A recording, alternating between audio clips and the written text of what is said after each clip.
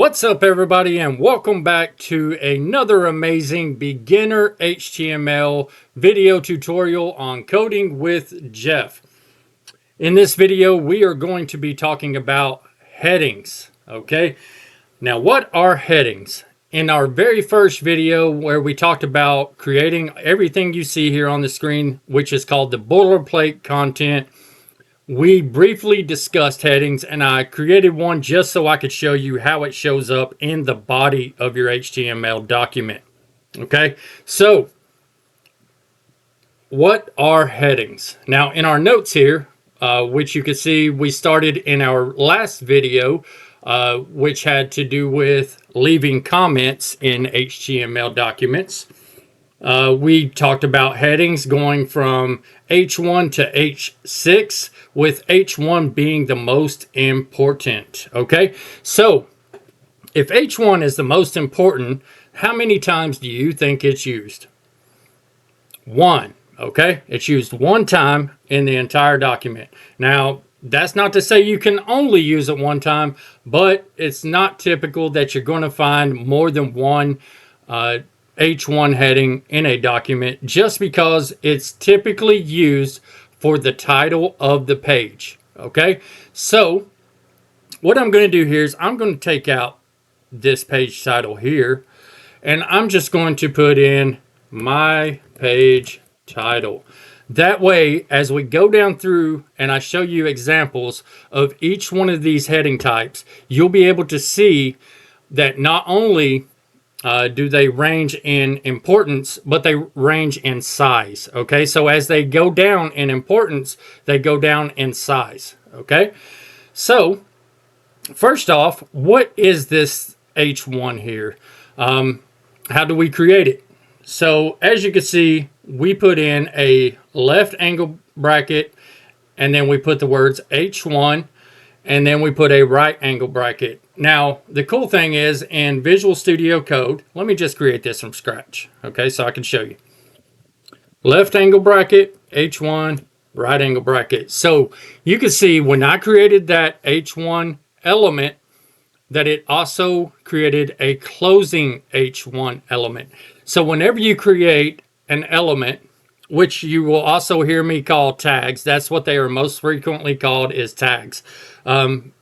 But if somebody says, hey, that element there, you'll know that anything within these angle brackets is an element or a tag. Okay, so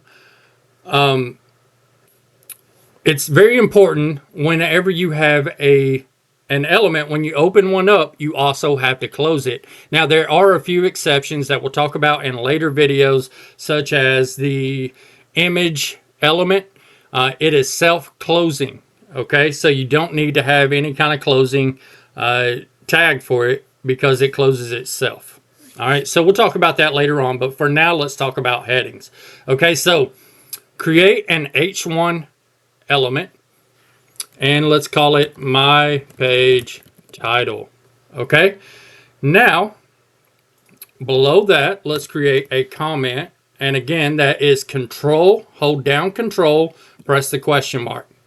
All right, now let's create a comment, and let's say this is a subheading. Okay, so H2 tags are typically used as subheadings. Now, you can have multiple subheadings in a document, and in fact, I encourage you to, because it will help break up your content into sections that are easy for the user to read. All right, so let's create an H2 tag. You do it the exact same way that you create an H1 tag, except for you put H2 instead of H1. Now, this is going to be a subheading, so this is my subheading. Okay, so now you can see over here in our preview that this is the H1, this is the H2. You notice that the H1 is slightly larger than the H2. Okay, that's because it's more important. All right, so if you don't have this preview up right here so that you can see what you're working on as you're working on it, you'll need to go up here to the top right, go to this first little option here, click on it. That's all you have to do. It'll open up a preview here. If your code is running off your page, then you can go up here to View, and you can go to Word Wrap. All right? Or you can hold down Alt and press Z on your keyboard. All right. All right, now let's keep going. And you'll see how these are used more as we begin creating projects and breaking up our content, things like that. But for now, just know that H1 is only used once typically in a document. H2 you can use multiple times to break up your content into readable sections. Okay? All right, let's create another comment. Let's go to Control ? And let's say this is a subheading. I may not have down the exact definitions, but it doesn't matter. If you want the exact definition of something, head over to Google, Google it, Google will tell you. Okay? All right, so just think of this as a subheading, and you'll see why here in just a second. So after you've left yourself that comment, let's go below that, and let's create an H3 tag. All right, and we'll say this is my subheading. Okay, now what happened up here again? It decreased in size. That's because it is decreasing in importance. Okay, so a subheading would be used inside of a section where you're already using an H2. So this might be used to define a list or something like that. Okay. So that is your subheading. Now, usually you would not see more than this, than H1, H2, and H3 on a web page. Now, if you're doing something more technical in nature, such as creating a technical documentation, or you're doing something like an academic paper, something like that, then you might see other headings used. But typically, if you're just creating an everyday web page that somebody's going to read or something like that, these are the only headings that you are going to use in my experience. All right.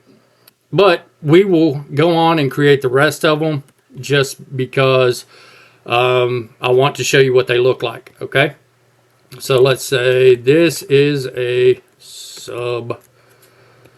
subheading.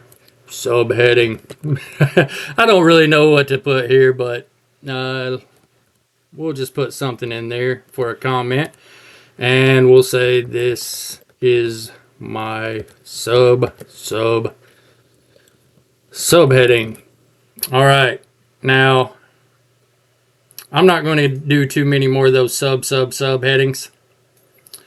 What I'm going to do is highlight all of this, and I'm going to copy it. You can also hold down Control and press C on your keyboard, and that will copy it for you. So let's put this here, and we'll change this H4 to an H5. Make sure to do the same thing for your closing tag. Change the H4 to H5. And then we will paste it one more time, and we will do H6.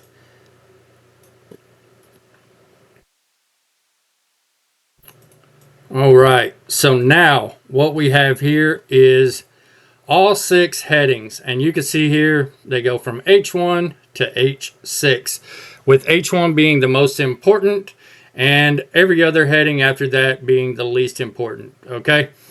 All right, so that is headings. Like I said, it's very important that you know that H1 is only used one time typically in a HTML page. H2 is used multiple times. The same with H3, although you probably wouldn't even use H3 as much as you use H2. H2 is probably going to be the one that you use the most. If you're just doing a regular type of web page like you see on most websites, then you're typically not even going to use more than the first 3, but you see what the other 3 look like as well. All right, so this has been our video on headings. Make sure to tune into the next video where we are going to take this a step further and talk about the paragraph element, where we are going to be able to start adding content to our page. All right, I'll see you over there.